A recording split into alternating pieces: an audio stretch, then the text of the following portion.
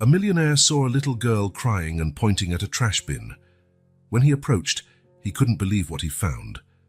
The sharp sound of Eleanor Montgomery's high heels echoed through the empty skyscraper hallways. It was nearly midnight, and once again she was the last one leaving the office. As the mirrored elevator descended, her reflection told a story of success and solitude. Perfectly styled hair, a crisp Armani suit, and tired eyes hiding untold secrets. The elevator doors opened to an empty lobby. The night security guard, used to her late departures, simply nodded. Eleanor returned the gesture with a practiced automatic smile. "Ms. Montgomery, your driver called. He's stuck in traffic because of an accident." Eleanor sighed in frustration. Another unexpected hiccup in an already too long day. "That's fine, James. I'll walk. I need to stretch my legs anyway." The cold, damp night air wrapped around her like a heavy blanket as she stepped out of the building. The city, usually a whirlwind of lights and noise, felt strangely silent.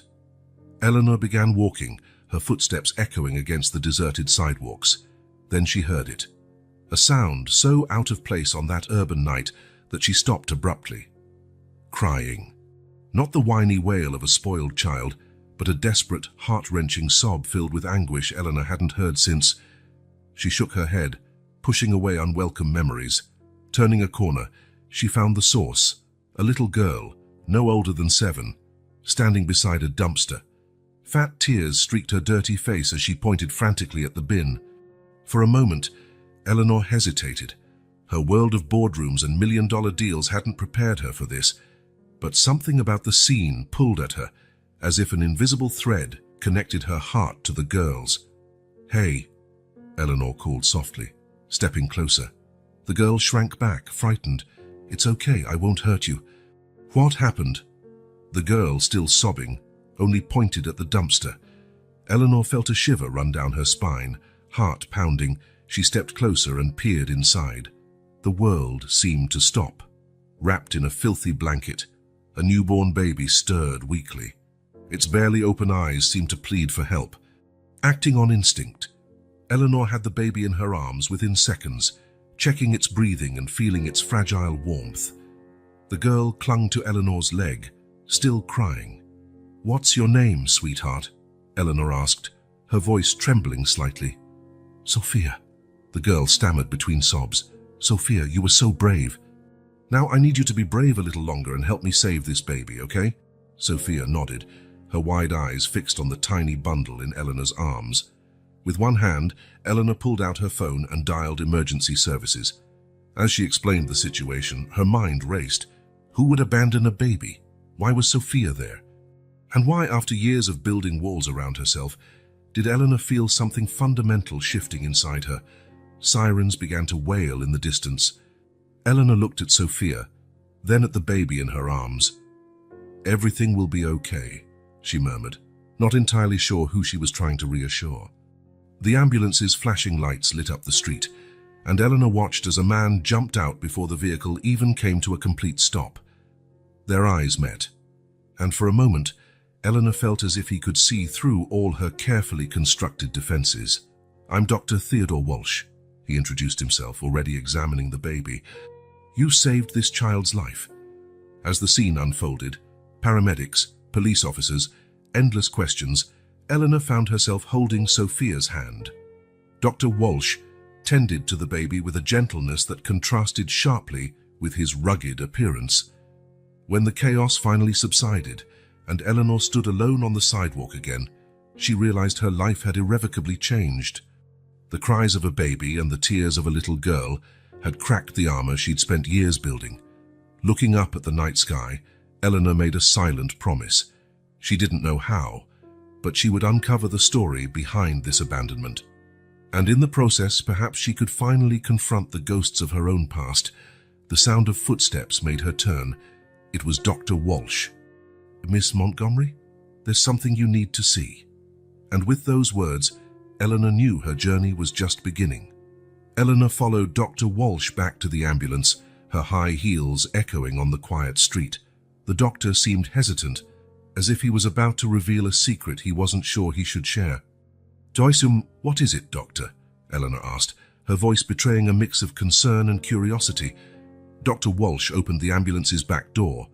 "It's about the baby," he said, gesturing for Eleanor to look inside. The tiny bundle was now clean, wrapped in a hospital blanket. But that wasn't what caught Eleanor's attention. Beside the baby lay a small gold medal. "This was attached to the blanket," Walsh explained. "It has an inscription." Eleanor picked up the medal with trembling fingers. Turning it over, her heart stopped. The inscription read, "To my Eleanor, with eternal love." The world around her seemed to fade. Suddenly, she wasn't on a cold city street, but in a small, kind, stuffy room 35 years ago. "Eleanor, my love," her mother whispered, her voice weak. "Promise me you'll be strong." 10-year-old Eleanor clutched her mother's hand, silent tears streaming down her face. The room smelled of medicine and disinfectant, a scent Eleanor would forever associate with loss. "Mom, please don't go," she begged. Her mother gave a sad smile, pulling something from beneath her pillow. It was a gold medal.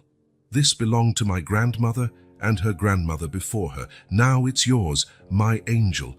Always remember, you are loved." "Miss Montgomery, Eleanor." Dr. Walsh's voice pulled her back to the present. She blinked, realizing tears had formed in her eyes. "Sorry," she murmured, quickly wiping her eyes. "It's just this medal. I had one just like it when I was a child." Walsh studied her with a mix of curiosity and compassion. "That may not be a coincidence," he said softly. "There might be more to this story than we realize." Eleanor nodded, her mind racing. How could her childhood medal, one of the few links to her deceased mother, end up with this abandoned baby? "Dr. Walsh, I need to investigate this further," she said, her voice regaining its usual firmness. "Who's handling the case?" "Detective Maria Santos is leading the investigation," Walsh replied. "Taz, she should be arriving soon to ask some questions." As if on cue, a police car pulled up nearby. A middle-aged woman with sharp eyes and a confident posture stepped out. "Detective Santos," she introduced herself, extending a hand. "You must be Eleanor Montgomery. And Dr. Walsh, thank you for taking care of the baby." As the detective asked her questions, Eleanor found herself torn between wanting to help and needing to protect her emotions. She recounted finding Sophia and the baby, but hesitated to mention the medal. For some reason, that detail felt too personal to share just yet. "And the girl, Sophia?" Eleanor asked, suddenly remembering the frightened child. "She's with social services now," Santos replied. "Apparently, she lives with her uncles in a nearby neighborhood. We're trying to contact them." Eleanor felt a pang of concern. She seemed so scared and alone. Can I see her?" The detective looked surprised by the request. "Well, it's not standard procedure, but given your involvement in the case, we might be able to arrange something tomorrow." As the conversation continued, Eleanor couldn't take her eyes off the ambulance where the baby lay. An idea began forming in her mind, one that just hours ago would have seemed absurd. "What will happen to the baby now?" she asked, interrupting the detective.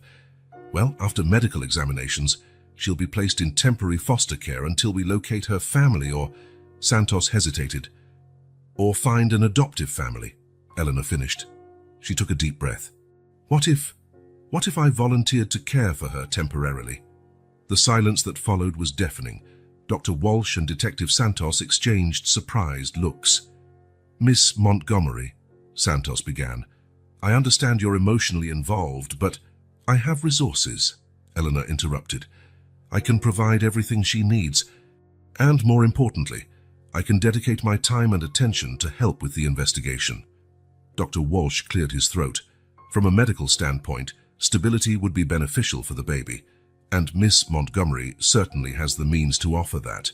The detective looked hesitant but thoughtful. "I'll need to consult my superiors and social services, but it could be a viable option, considering the circumstances." Eleanor felt a wave of relief and, surprisingly, excitement. It was as if a long-forgotten purpose was awakening within her. While procedures were discussed and forms filled out, Eleanor found herself thinking about her assistant, Vanessa. She had disappeared a week ago, pregnant and scared. Could it be? No, she pushed the thought aside. Too many coincidences for one night. Hours later, when Eleanor finally entered her penthouse apartment, she felt like a stranger in her own home. The expensive furniture and minimalist decor seemed cold and lifeless compared to the emotional intensity of the past few hours. She walked to the window, gazing out at the city that never slept. Somewhere out there, Sophia was probably scared and confused. The baby, whom she was already starting to think of as her little girl, was in a hospital crib. And Vanessa? Where was Vanessa? Eleanor picked up her phone, dialing a number she rarely used. "Hello, Jack, it's Eleanor. I need you to investigate something for me. It's about my assistant, Vanessa." As she gave instructions to her private investigator, Eleanor knew her life was about to change dramatically. The medal in her pocket felt like it weighed a ton, heavy with memories and mysteries. Tomorrow, she would face her company's board, reorganize her schedule, and begin a journey she never imagined. But for now, for the first time in years, Eleanor Montgomery allowed herself to cry, letting the tears wash away years of isolation and denial. The cry of an abandoned baby had awakened something within her, and Eleanor was determined to uncover not only the truth about the child, but also about herself. The sun had barely risen when Eleanor woke with a start.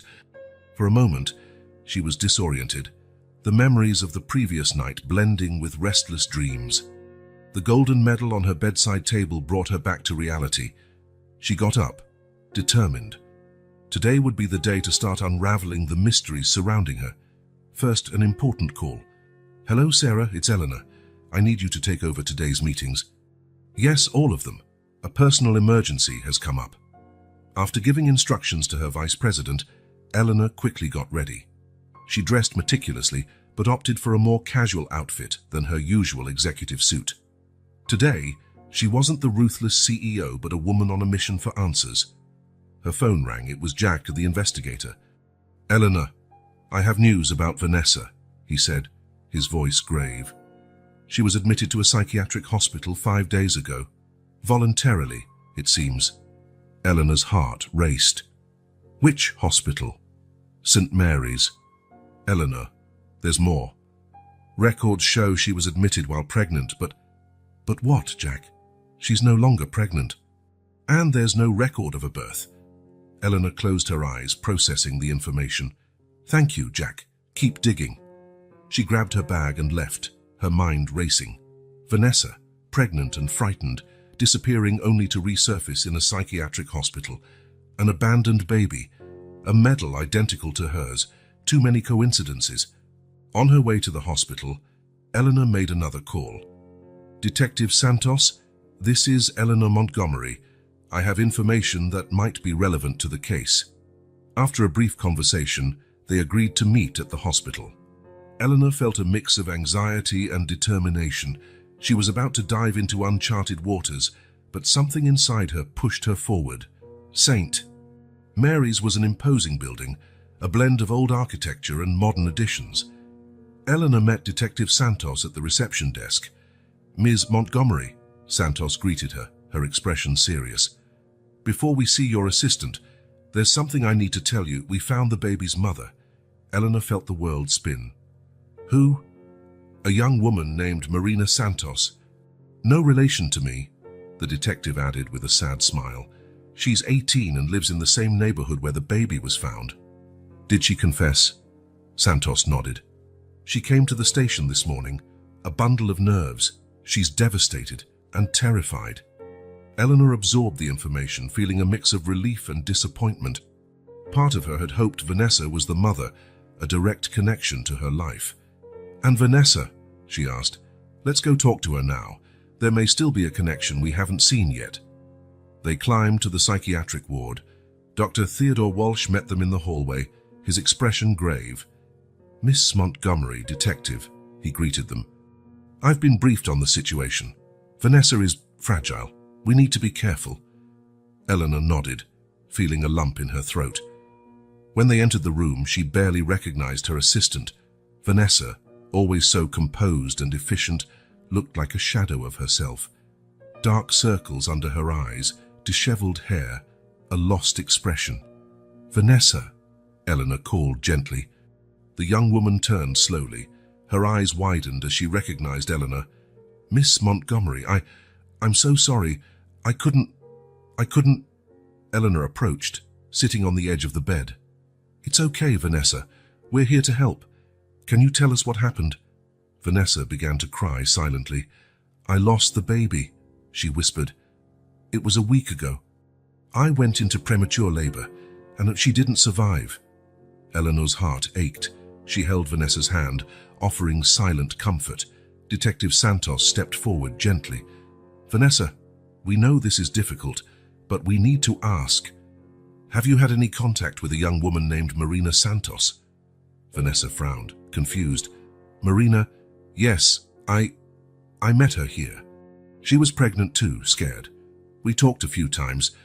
Eleanor and Santos exchanged glances. An unexpected connection.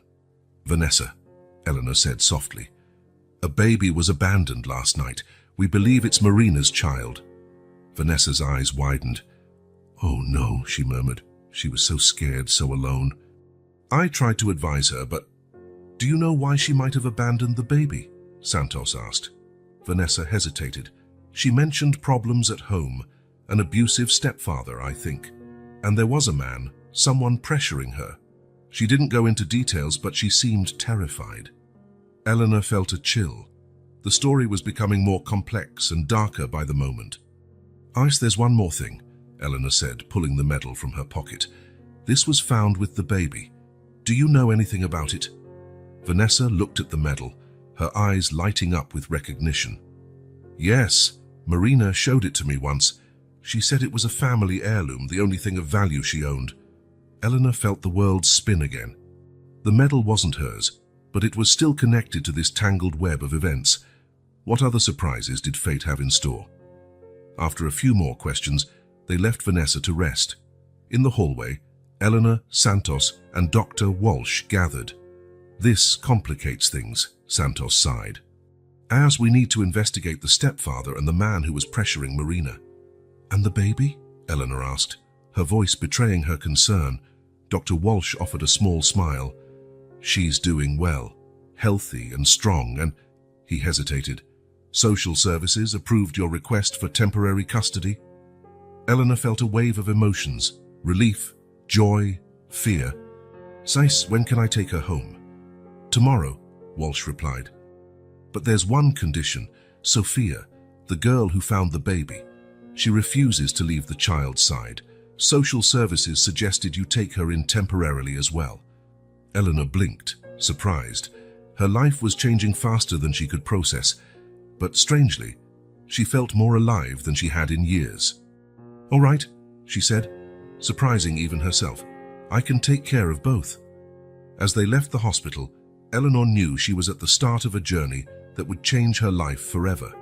Mysteries to unravel, lives to protect, truths to uncover. And at the center of it all, a small baby, abandoned but not forgotten, waiting to be loved. Eleanor woke to the soft sound of crying from the next room. For a moment, she was disoriented, the reality of the past days blending with her dreams. Then, it all came back. The baby, Sophia, the ongoing investigation. She got up quickly, slipping on a silk robe. In the makeshift nursery, she found Sophia already up, trying to calm little Isabella, the name Eleanor had chosen for the baby.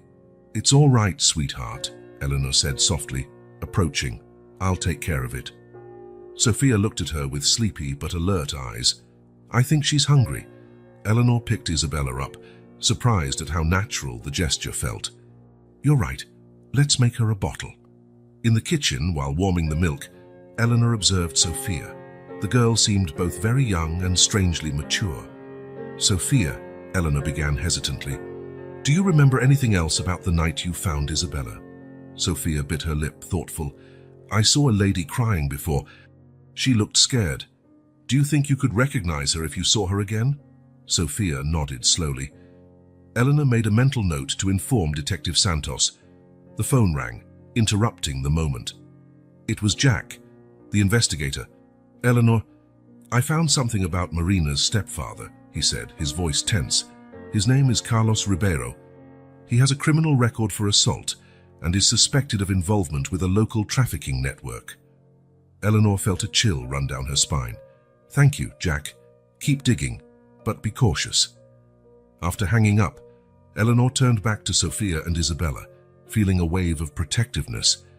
The world outside seemed darker and more dangerous, but here, in this little nucleus they'd formed, there was light. Sophia, how about we go to the park today? Eleanor suggested, surprising even herself. When was the last time she had gone to a park? Sophia's eyes lit up. Can we? Hours later, Eleanor found herself sitting on a park bench, Isabella peacefully sleeping in the stroller beside her, while Sophia played on the nearby playground.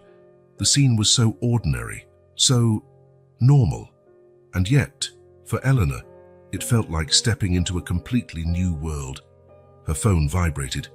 It was a message from Detective Santos. We need to talk. Can I stop by your office this afternoon? Eleanor replied affirmatively, feeling reality intrude on her moment of peace. Back at the apartment after lunch, Eleanor was preparing to go to the office when the doorbell rang. It was Dr. Walsh. Sorry for dropping by unannounced, he said, looking slightly uncomfortable. I wanted to check on the girls, and you. Eleanor invited him in, noticing how different he seemed outside the hospital setting, more human, perhaps. They're doing well, Eleanor replied, leading him to the living room where Sophia was playing with Isabella. Actually, we're all adapting surprisingly well, Walsh observed the scene with a gentle smile. You seem different, Eleanor, more alive. She looked at him, surprised by the personal observation. I think I am. It's like I've found something I didn't even know I was looking for. They talked for a few minutes, Walsh checking on Isabella and praising Eleanor's care. As he was leaving, Eleanor surprised herself by asking a question. Dr. Walsh? Theodore, why do you care so much about this case? He hesitated at the door, his eyes growing distant. Let's just say I have a personal history with abandoned children. Maybe someday I'll tell you about it.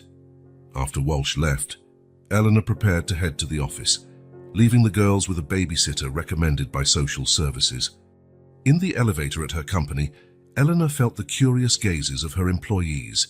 Rumors about her atypical behavior over the past few days were surely circulating. Sarah, her vice president, met her at the door to her office. Eleanor, the board is pressing for answers. They want to know what's going on. Eleanor sighed. Schedule a meeting for tomorrow. I'll clarify everything. Inside her office, Eleanor found Detective Santos waiting. Thanks for seeing me, Santos began. We have updates about Marina. Eleanor leaned forward, anxious. What did you find? She finally opened up about why she abandoned the baby, Santos explained. Apparently, her stepfather, Carlos Ribeiro, was blackmailing her. He threatened to expose that the baby's father is a married local politician unless she got rid of the problem. Eleanor felt nauseous. My God, that poor girl. There's more, Santos continued. Marina mentioned a woman who helped her at the hospital. From the description, it sounds like Vanessa. Eleanor blinked, surprised. The connections kept multiplying. And what about the politician? Eleanor asked. Santos frowned. We don't have a name yet.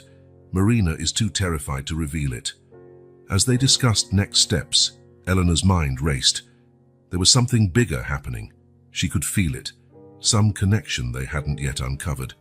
After Santos left, Eleanor sat silently, gazing at the cityscape from her office window. Her life had changed so drastically in just a few days. The Eleanor of a week ago wouldn't recognize the woman she was becoming. Her phone rang, pulling her out of her thoughts. It was the babysitter. Miss Montgomery, Sophia is asking for you. She had a nightmare and is very upset.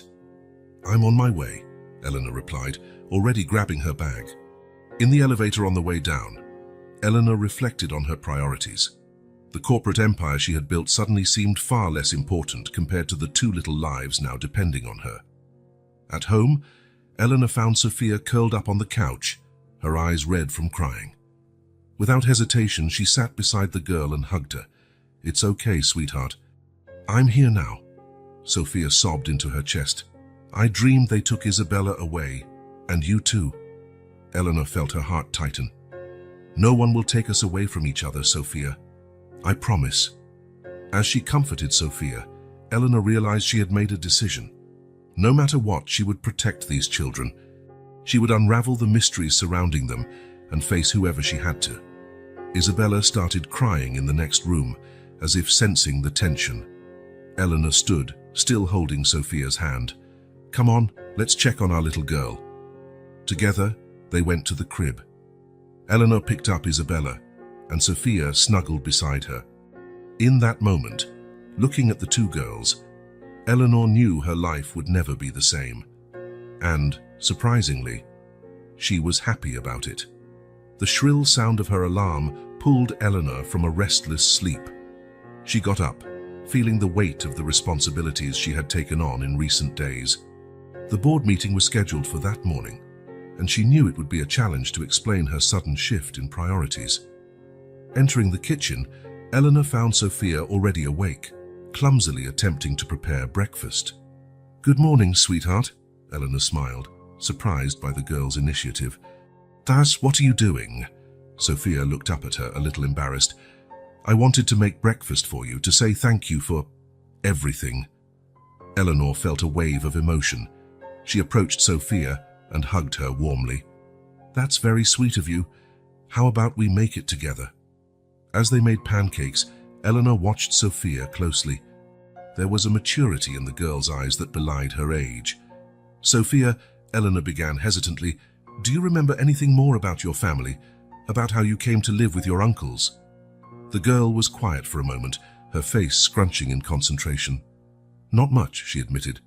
Sometimes I have dreams about a woman with dark hair. She's always crying.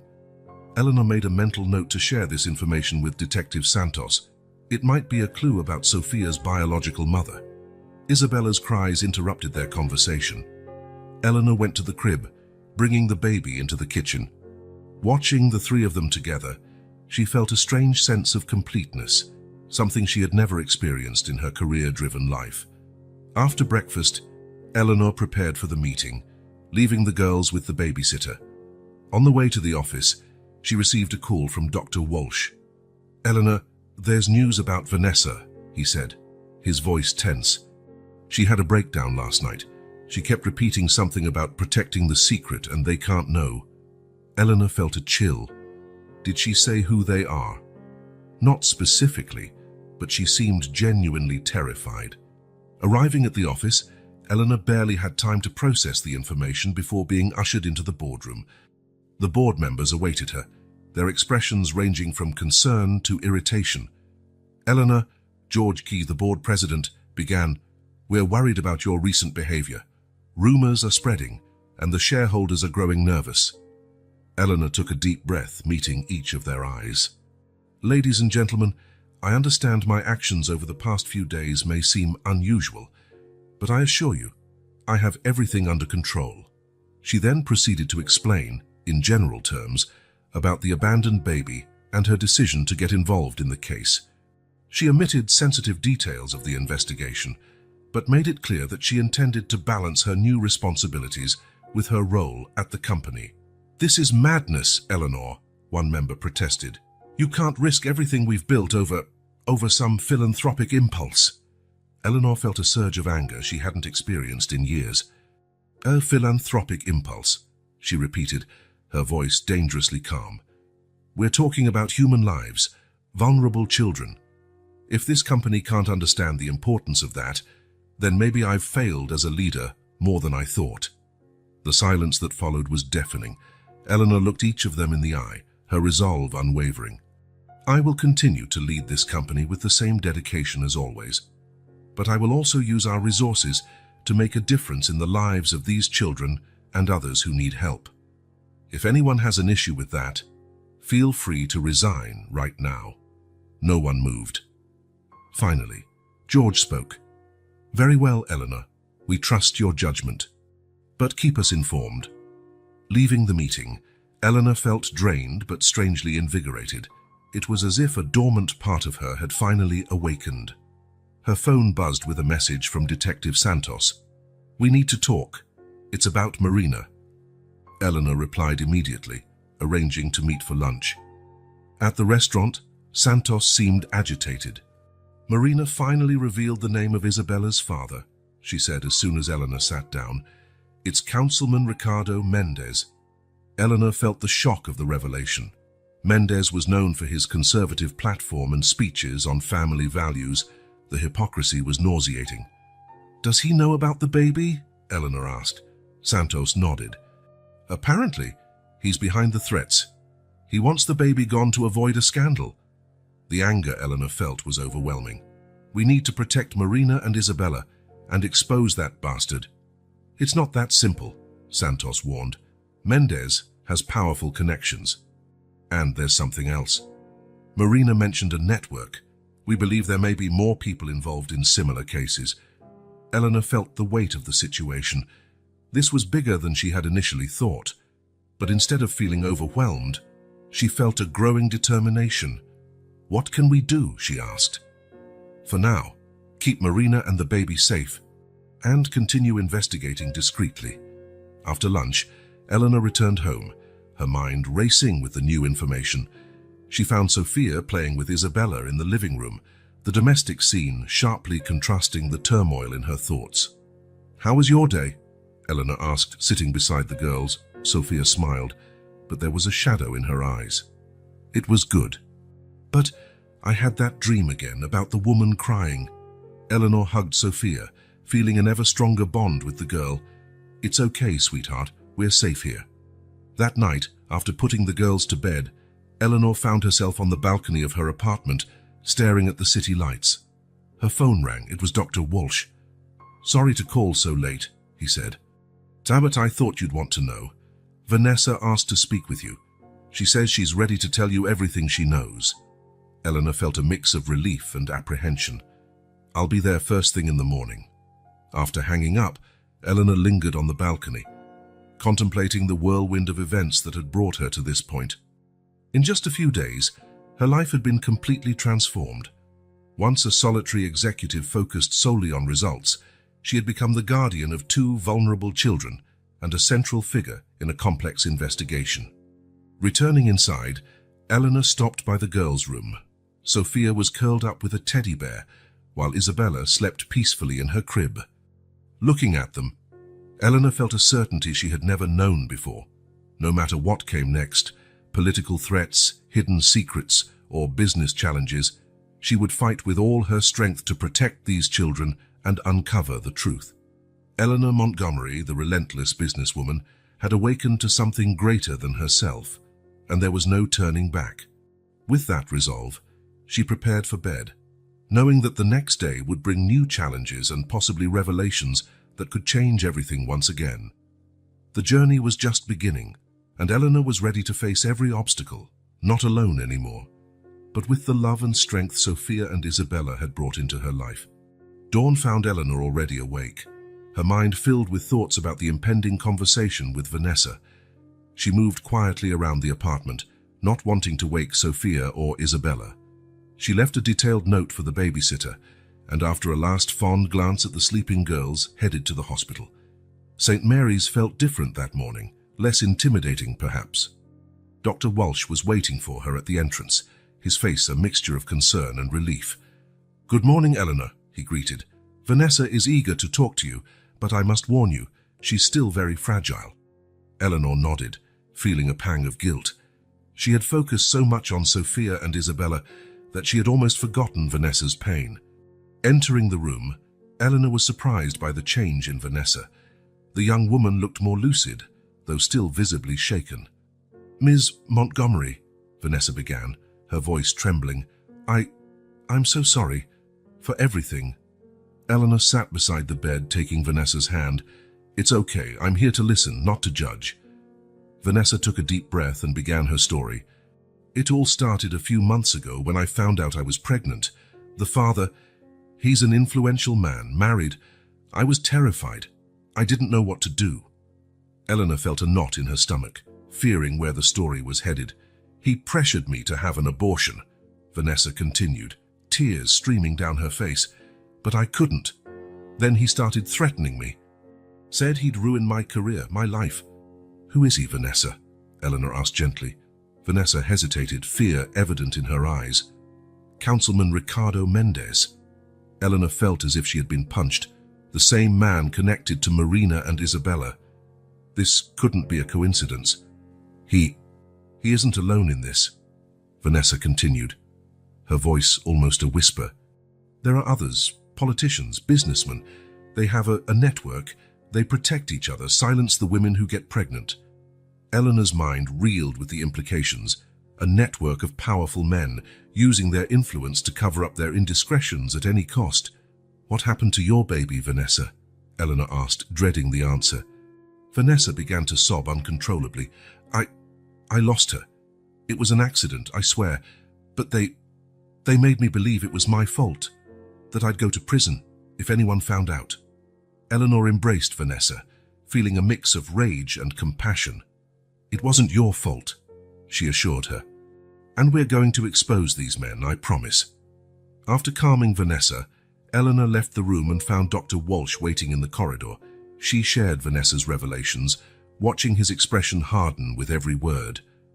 This is bigger than we imagined, Walsh said, running a hand through his hair. We need to inform Detective Santos immediately. Eleanor agreed, but before they could act, her phone rang. It was the babysitter, her voice frantic.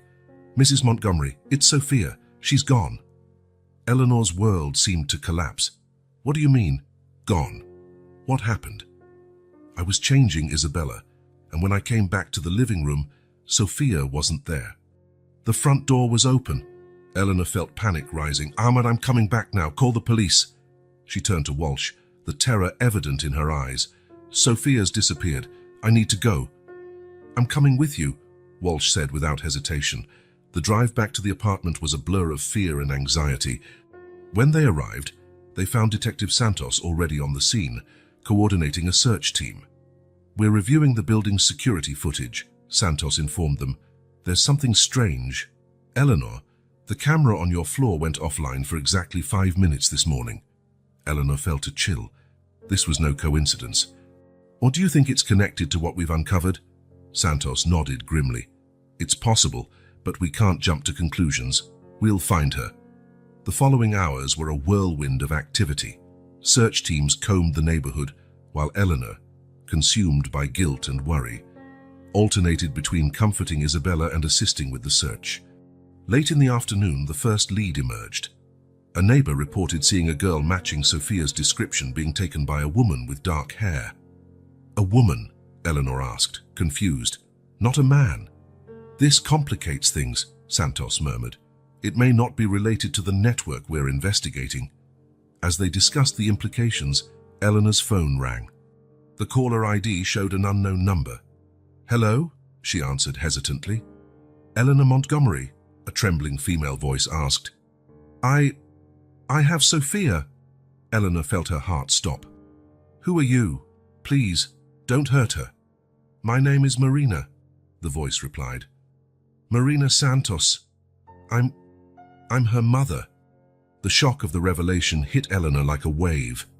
Marina, the mother of Isabella, was also Sophia's mother.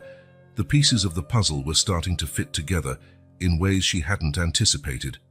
Marina, please, Eleanor pleaded, signaling for Santos to trace the call. Bring Sophia back. We can talk, figure this out.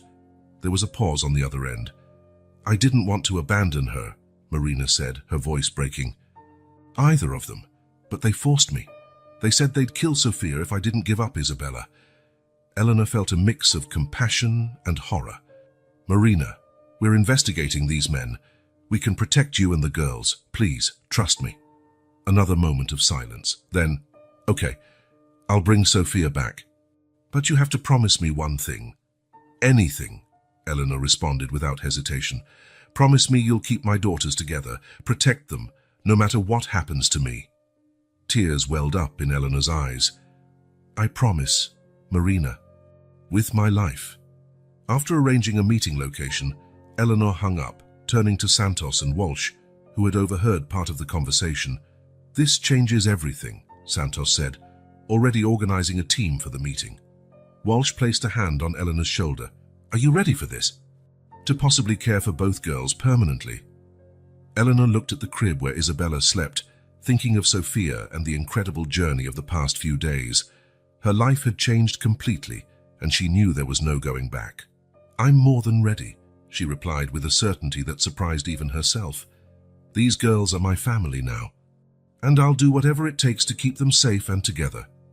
As they prepared for the meeting with Marina, Eleanor knew they were about to enter a new chapter in this incredible story.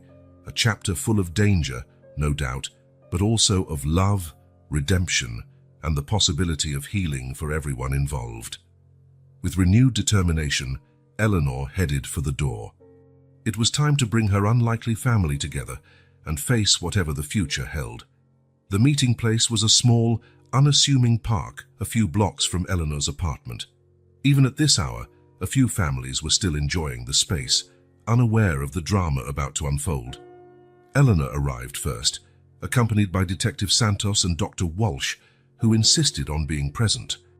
Isabella slept peacefully in the stroller, oblivious to the palpable tension in the air.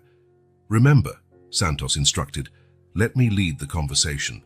Marina might be scared and unpredictable." Eleanor nodded, her eyes scanning the park anxiously. Then she saw her, a young woman with dark hair walking hesitantly toward them. Beside her, clutching her hand tightly, was Sophia. Sophia! Eleanor couldn't suppress the cry of relief. The girl looked up, her eyes lighting up when she saw Eleanor. She started to run, but Marina gently held her back. "Wait, sweetheart," Marina said softly, approaching the group. Eleanor studied Marina's face, noticing the similarities with Sophia and Isabella. The same expressive eyes, the same facial structure. There was no doubt they were mother and daughters. "Miss Montgomery," Marina began, her voice trembling. I'm so sorry for all of this." Detective Santos stepped forward. "Marina Santos, I'm Detective Ana Santos. We need to talk about your actions and the safety of these girls." Marina nodded, tears welling up in her eyes. "I know.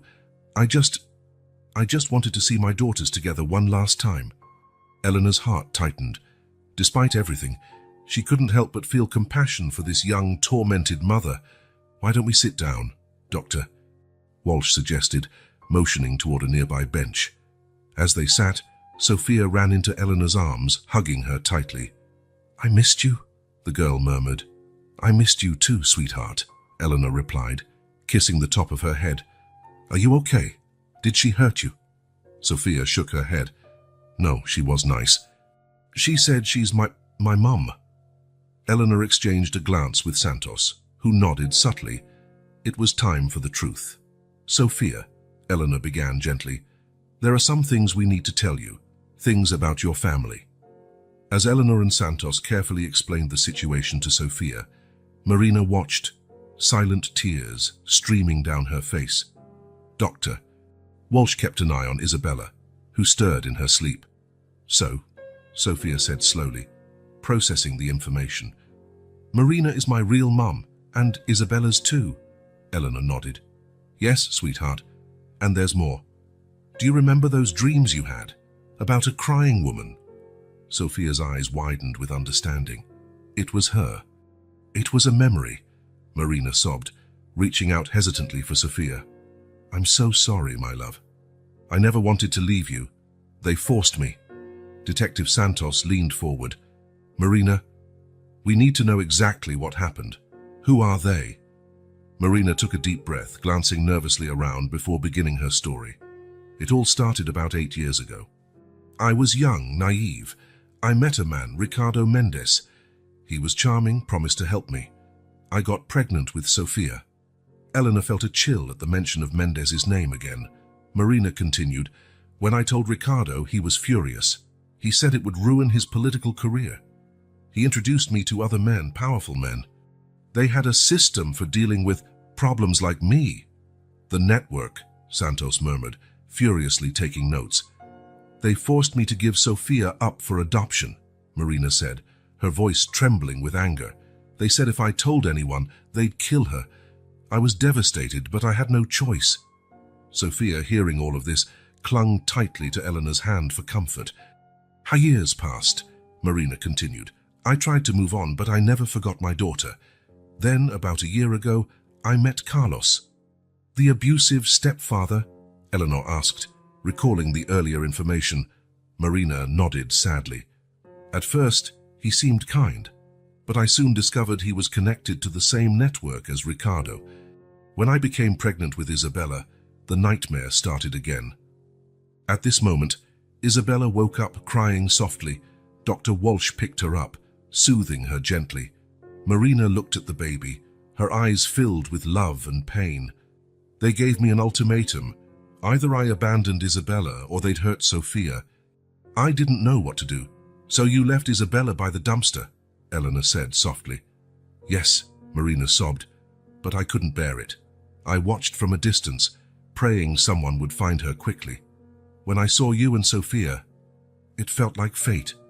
Detective Santos stood, her face determined. Marina, we need names, everyone involved in this network. With your testimony, we can take them down. Marina looked terrified. But what if they come after the girls or me? That was when Eleanor made a decision that would change all their lives. They'll stay with me, she declared firmly. Sophia, Isabella, and you, Marina. My apartment has top security. I can protect you while the investigation continues. Everyone stared at Eleanor, surprised by her offer. Eleanor, Dr. Walsh began, concerned. Are you sure? This could be dangerous. Eleanor looked at Sophia, at Isabella in Walsh's arms, and at Marina. In just a few days, these people had become more important to her than anything in her old life. I'm absolutely sure, she replied. These girls are my family now, and family protects each other. Marina began to cry again, this time out of relief and gratitude. Thank you, she whispered. Thank you for taking care of them when I couldn't. Detective Santos nodded, approving the plan. I'll arrange for police protection at the apartment. Marina, we need to start working on your statement immediately. As they prepared to leave the park, Eleanor felt the weight of the responsibility she had taken on. She was about to face some of the most powerful men in the city, risking everything she had built. But looking at Sophia, who held her hand, at Isabella now awake and curiously gazing around, and at Marina, burdened with so many secrets, Eleanor knew she was doing the right thing. Dr. Walsh approached Eleanor, placing a reassuring hand on her shoulder. You're not alone in this, he said softly. You can count on me for anything you need. Eleanor smiled, grateful for his support. Thank you, Theodore. I think we're going to need all the help we can get. As the group left the park, Eleanor knew they were stepping into dangerous waters. The web of corruption and secrets they had uncovered was just the tip of the iceberg. More revelations and threats would come. But for the first time in her life, Eleanor felt she was fighting for something bigger than herself. It wasn't just about success or power anymore. It was about family, justice, and making a real difference in people's lives. With Sophia on one side, Marina on the other, and Isabella safe in her arms, Eleanor walked toward the uncertain future with unshakable determination. The buried secrets were coming to light, and she was ready to face any storm that came their way.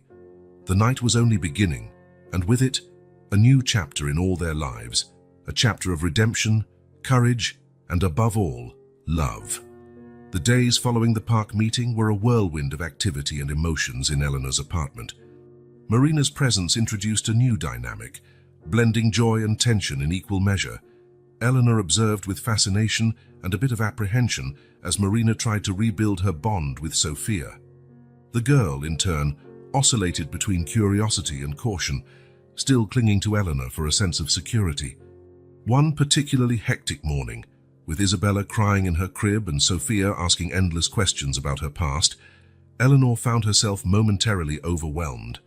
Then, she felt a gentle hand on her shoulder. "Why don't you rest for a bit?" Marina suggested timidly. "Cyril can take care of the girls for a while." Eleanor hesitated, surprised by the offer and the sudden confidence she felt in Marina. Nodding gratefully, she retreated to her office, taking the opportunity to make some necessary calls. First, to Sarah, her vice president. "Sarah, I need you to take full control of the company for the foreseeable future. I trust you to keep everything running smoothly." Then to Jack, her private investigator. "Jack, I need you to dig deeper into Ricardo Mendez and his associates. Any detail, no matter how small, could be critical.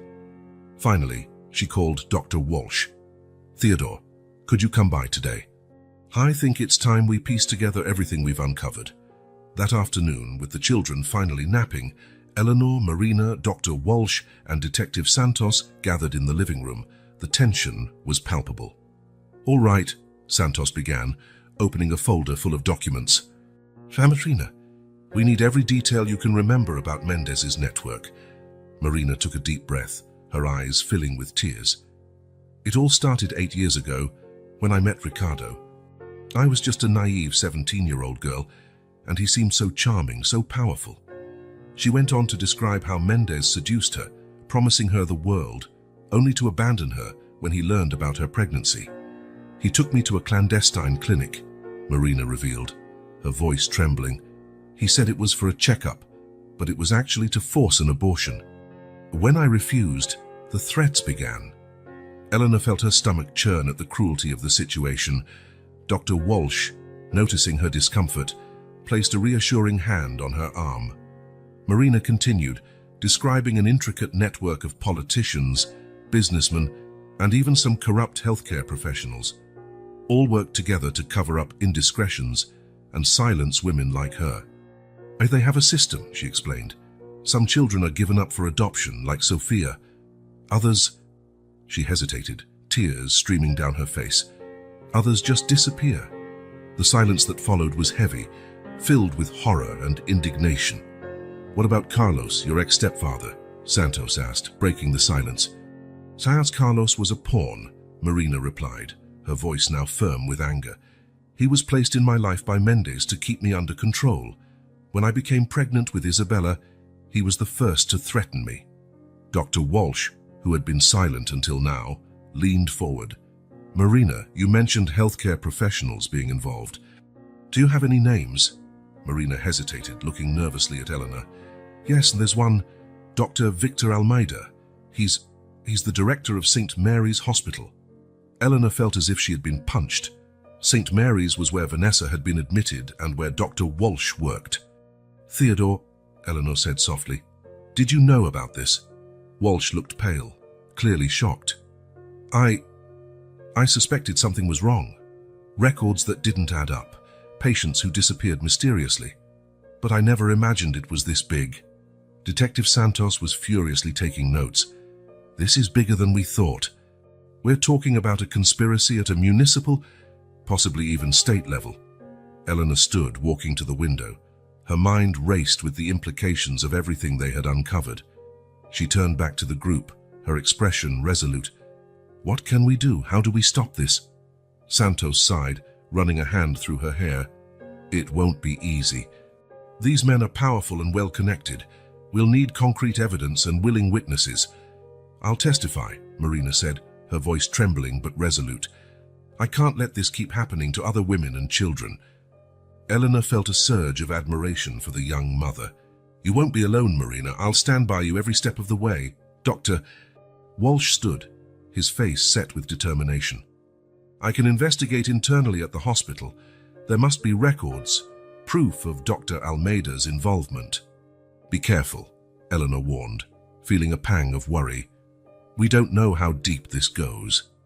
As they discussed strategies and next steps, a cry from the children's room interrupted the conversation. Marina got up to check, but Eleanor stopped her gently. "I'll handle it," she said with a soft smile. "You've done enough today." In the children's room, Eleanor found Isabella awake, her tiny arms reaching out. Picking up the baby, Eleanor felt a surge of emotion. How could something so small and innocent be at the center of such a dark web of corruption and cruelty? "I promise to protect you," she whispered to Isabella. "You and your sister, nothing bad will happen to you." Returning to the living room with Isabella in her arms, Eleanor found the group still deep in discussion. Sophia, now awake, was sitting on Marina's lap, listening intently with her big, serious eyes. "We need to act quickly," Santos was saying. "Now that we've started pulling at this thread, they may try to act preemptively." Eleanor nodded, gently rocking Isabella. "I agree, but we also need to be cautious. Marina and the girls' safety is our top priority." Dr. Walsh approached Eleanor, glancing tenderly at Isabella. "I'll start my investigation at the hospital tomorrow. Eleanor, if I find anything, I may need your influence to act." "You can count on me," she replied, feeling a growing connection to the doctor. As the group finalized their plans, Eleanor couldn't help but reflect on how drastically her life had changed in such a short time. From a solitary executive focused solely on results, she had become the protector of an unlikely family and a key figure in a battle against corruption. Looking at Marina, Sophia, and Isabella, Eleanor felt a sense of purpose she had never known before. No matter the challenges ahead, she would fight with all her strength to protect this family and expose the truth. The night fell over the city, bringing with it the promise of turbulent days ahead. But in that apartment, surrounded by those who had quickly become her family, Eleanor felt, for the first time in years, truly at home. Her tomorrow, she thought, watching Sophia drift to sleep in Marina's arms. Tomorrow we start the real fight. And with that resolution, Eleanor prepared for the battles to come, knowing the road would be difficult, but confident that together they could make a difference. The truth was coming to light, and with it, the hope for justice and redemption for everyone involved. The dawn brought a nervous energy to Eleanor's apartment. The decision to act against the corruption network weighed heavily on everyone, blending determination with an underlying fear of the unknown. Eleanor found Marina in the kitchen, preparing breakfast for the girls. There was a newfound confidence in the young mother's movements, as if sharing her story had lifted an invisible burden from her shoulders. "Good morning," Eleanor greeted, grabbing a cup of coffee. "How are you feeling?" Marina offered a timid smile. "Scared, but lighter somehow. Like I can finally breathe again." They were interrupted by Sophia, who came running into the kitchen, her eyes alight with childish curiosity. "Eleanor, Marina, can I help make pancakes?" The use of both names didn't escape Eleanor's notice. Sophia was still navigating uncharted waters, trying to understand her place in this new family dynamic. As they prepared breakfast together, Eleanor's phone rang. It was Dr. Walsh. "Eleanor?" His voice sounded tense. "We need to talk. I've uncovered something big at the hospital." Eleanor felt her heart race. "Come over as soon as you can." 30 minutes later, with the children entertained in the living room, the adults convened in Eleanor's office. "Doctor." Walsh looked exhausted, as though he hadn't slept. "I spent the night reviewing old hospital records," he began, spreading documents across the table, "and I found a disturbing pattern. Over the past 10 years, there's been an abnormally high number of stillbirths and complications during delivery, involving single mothers and teenagers." Marina gasped, her hands trembling as she picked up one of the papers. "These names, I recognize some of them. Girls who went through that clinic." Walsh nodded grimly. "Exactly. I believe many of these babies didn't die, they were relocated." Eleanor felt a wave of nausea. "You're saying they stole these babies?" "Worse," Walsh continued, "I found connections to an international adoption agency. I believe they've been selling these children overseas." The silence that followed was deafening. The magnitude of the conspiracy they were uncovering was almost incomprehensible. Detective Santos, who had arrived during the explanation, spoke up. "This explains a lot. We've had unresolved cases of missing infants for years. We always suspected something organized, but we never had concrete evidence." Eleanor stood, pacing to the window. "How did no one notice this before?" Walsh sighed heavily. "The system is designed to cover it up. Corrupt doctors, bribed social workers, even some police officers. It's a complex web." Marina, who had been silent, suddenly let out a sob. "To think that Isabella almost..." Eleanor quickly moved to her side, embracing her. "But it didn't happen. She's safe now. And we're going to make sure this never happens to anyone else." Santos stood, her face set with determination. "We need to act fast. With this information, I can get search and seizure warrants. But we need to be careful. If we tip off the wrong people too soon, they'll destroy the evidence." Walsh nodded. "I'll keep investigating internally, but I have to be discreet.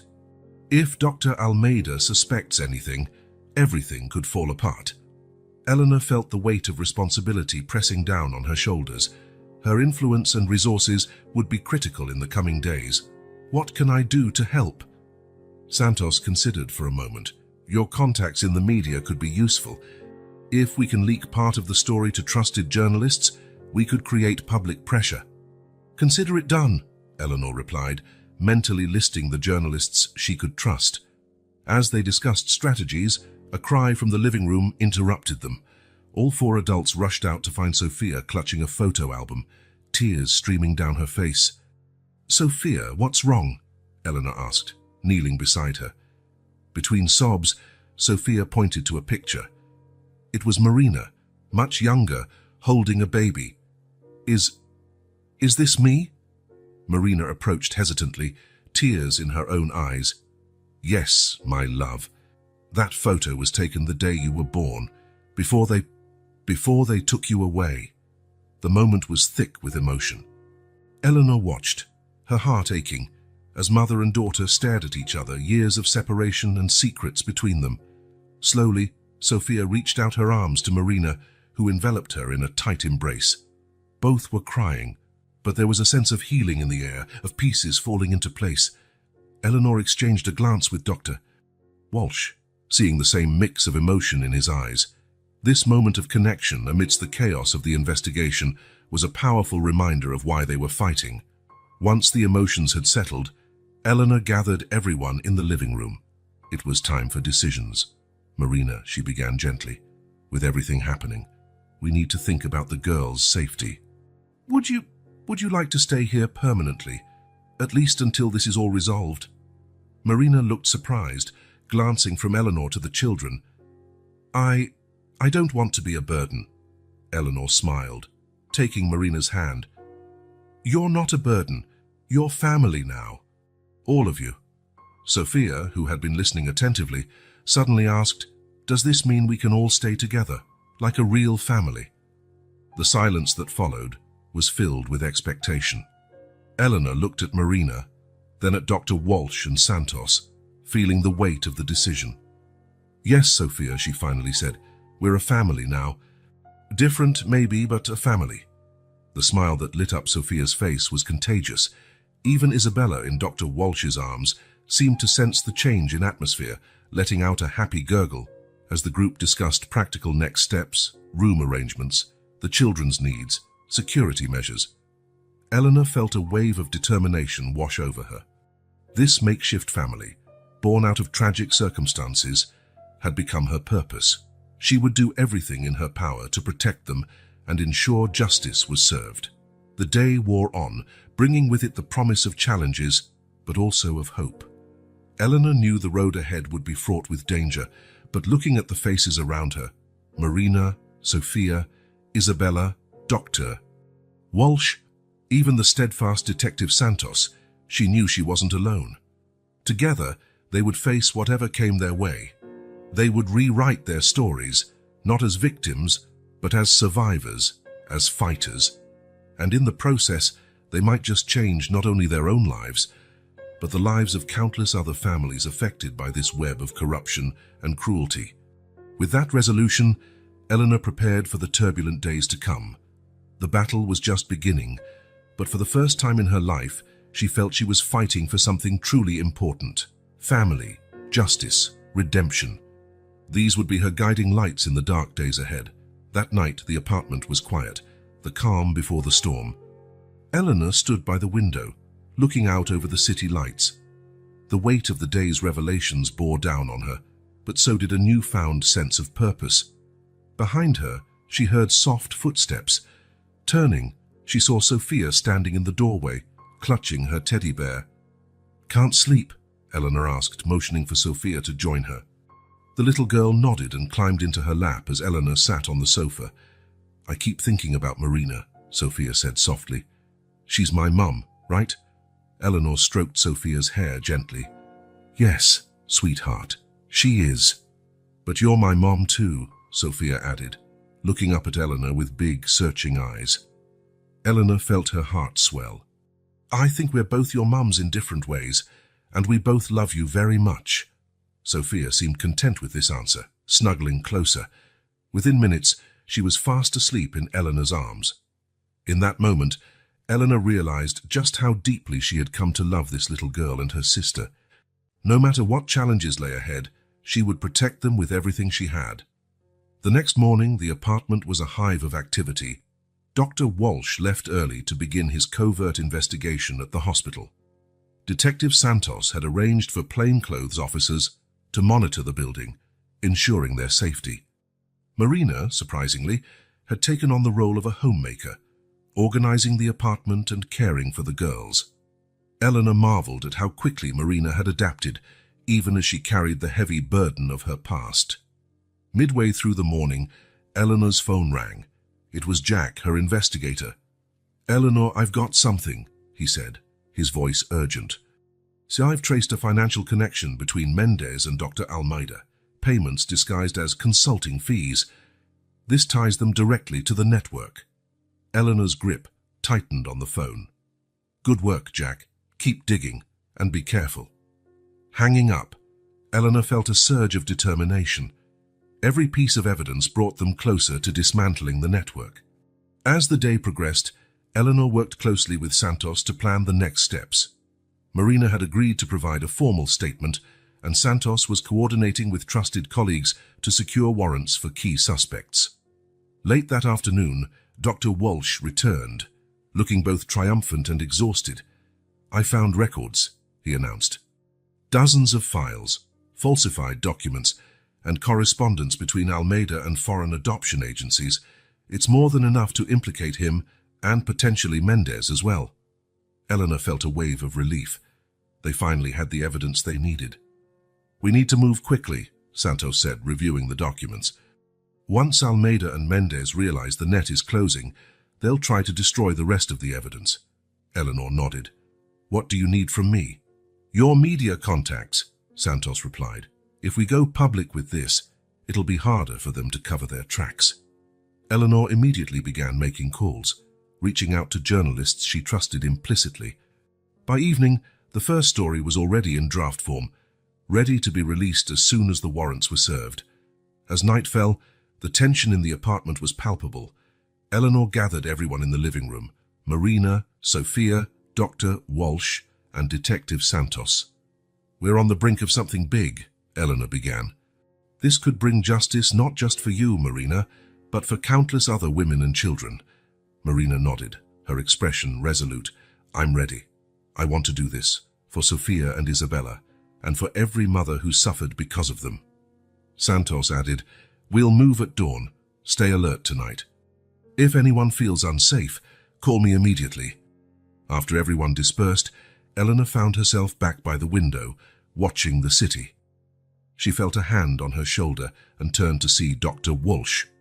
"You've done an incredible thing, Eleanor," he said softly. "You've brought these people together and given them hope." Eleanor smiled, though her eyes were heavy with exhaustion. "I just want to make things right." Walsh hesitated for a moment before speaking again. "You're not alone in this. Whatever happens, I'll be here to help." The sincerity in his voice touched Eleanor deeply. For years, she had been surrounded by colleagues and associates, but had rarely felt truly supported. Now, with this makeshift family and allies like Walsh and Santos, she felt stronger than ever. As the city slept, Eleanor prepared herself for the battle ahead. Tomorrow would be a turning point, one way or another, and as she checked on the girls one last time, Sophia dreaming peacefully and Isabella tucked safely in her crib, she whispered a silent vow: "We'll get through this. Together." The dawn broke with a sharp chill in the air, a fitting prelude to what promised to be a tense day. Eleanor, already dressed and ready, sat in the living room, sipping coffee as the apartment stirred to life. Marina was feeding Isabella, while Sophia sat quietly on the couch, her teddy bear clutched tightly. "Doctor." Walsh arrived shortly after Dusses, carrying a thick folder of documents. "These are the hospital records," he explained. "I've highlighted the most damning evidence. Detective Santos will use these to secure the warrants." Eleanor nodded, taking the folder. "We're close. Let's make sure this counts." An hour later, Detective Santos arrived with her team. She looked focused and determined. "We have the warrants," she announced. "We're hitting Mendez's office, Almeida's home, and the hospital simultaneously. This has to be coordinated perfectly." Eleanor handed over the folder. "This should help," and I've alerted the journalists. They're ready to go public once the raids begin." Santos glanced at Marina, who was standing nervously in the corner. "Marina, your statement was crucial in securing these warrants. Thank you for your bravery." Marina nodded, her voice soft but resolute. "I just want to make sure no one else has to go through what I did." The team left to execute the raids, leaving Eleanor, Marina, and the children under the watch of a plainclothes officer stationed in the apartment. The waiting was excruciating. Every passing minute felt like an eternity. Sophia picked up on the tension, her usual chatter replaced by quiet observations. "Are the bad people going to be gone now?" she asked, looking up at Eleanor with wide eyes. Eleanor knelt beside her. "We're working on it, sweetheart. The good people are out there, making sure they can't hurt anyone else." Hours passed with no news. Finally, Eleanor's phone rang. It was Santos. "We've got them," Santos said, her voice tinged with triumph. "Mendez was caught trying to destroy files in his office. Almeida is in custody, and we've recovered additional evidence from the hospital. The network is collapsing." Eleanor exhaled, relief washing over her. "That's incredible news. Thank you, Anna." "This isn't the end," Santos cautioned, "but it's a major step. The media will take it from here, and with the evidence we've secured, it'll be hard for anyone involved to escape justice." Hanging up, Eleanor turned to Marina and Sophia, a broad smile on her face. "They did it. Mendez and Almeida are in custody. It's over." Marina burst into tears, a mix of relief and catharsis. "Thank you, Eleanor. Thank you for everything." Eleanor pulled her into a hug, Sophia joining them in the embrace. Isabella babbled happily from her high chair, oblivious to the significance of the moment. That evening, Eleanor sat with Marina on the balcony, watching the city lights. The girls were asleep and the apartment was finally quiet. "What happens now?" Marina asked, her voice tinged with uncertainty. "We rebuild," Eleanor replied. "You and the girls can stay here as long as you need. We'll figure out what's next, together." Marina hesitated before speaking again. "I want to finish my education. I want to make something of myself for Sophia and Isabella." Eleanor smiled. "I'll support you in every way I can. You're already an amazing mother. Now it's time to give yourself the same care and attention." The days that followed were a whirlwind of media coverage and legal proceedings. Mendez's arrest sent shockwaves through the political world, and the revelations about the adoption network sparked widespread outrage. Eleanor's name was frequently mentioned in the news, not as a CEO, but as a woman who had stood up for justice and protected a vulnerable family. As the dust began to settle, Eleanor started making plans for the future. She transformed her company into a foundation dedicated to supporting mothers and children in crisis. Marina enrolled in college, pursuing a degree in social work. Sophia, thriving in her new environment, began attending therapy to process her past, her resilience shining through. Dr. Walsh became a frequent visitor to the apartment, his bond with Eleanor deepening with every passing day. Their relationship, forged in the fires of crisis, evolved into something steady and heartfelt. On a quiet evening, as they sat together watching the girls play, Walsh took Eleanor's hand. "You've changed my life," he said softly. "I hope you know that." Eleanor smiled, feeling a warmth she hadn't known in years. "And you've changed mine." A year later, the apartment buzzed with laughter and life. Sophia had grown into a confident, happy child. Isabella was taking her first steps, her giggles echoing through the rooms. Marina, now a college sophomore, balanced her studies with motherhood, her determination inspiring everyone around her. Eleanor stood at the center of it all, watching her makeshift family thrive. She had traded the solitude of her old life for a home filled with love, chaos, and purpose. As Walsh joined her, placing an arm around her shoulders, Eleanor felt an overwhelming sense of gratitude. "We did it," she whispered. "No," Walsh corrected gently. "You did it. You brought us all together." Looking out at the future she had built, Eleanor knew that the journey hadn't ended. It had only just begun.